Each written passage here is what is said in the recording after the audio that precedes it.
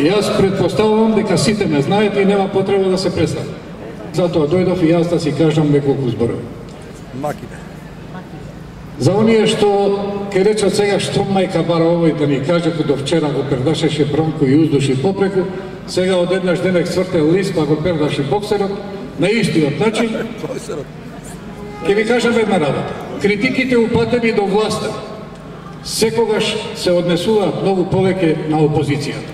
Затоа што ова идна влада ќе дојде утре или задутре на власт и истите критики ќе ни упатуваме кон нејзе. Ке морам да ја споменам мојата драга комшитка Мимоза Христова, која од објективни причини не е вечерва тука. Она кога се обрати од ова место рече дека нема пораки до оваа власт.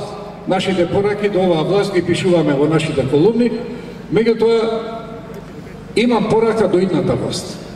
Исто како и онаш. Имам 3 пораки, уствари една многу кратка за боксерот и 2 пораки до оваа власт.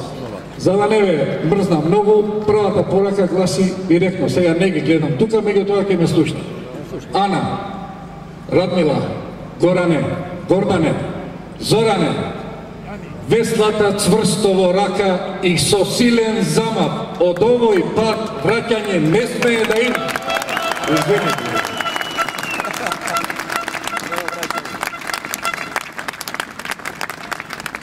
Друже Бранко, ако еден дел од секундата овој пат трепнеш и го испуштиш кормилото од правецот каде што тргнал бродот, најбавме сите.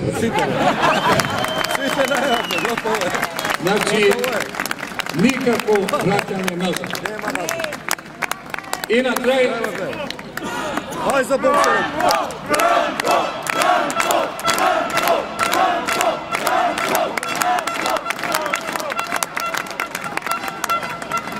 И на крај... За боксерот кажа. Боксер, чао! Чао! Чао!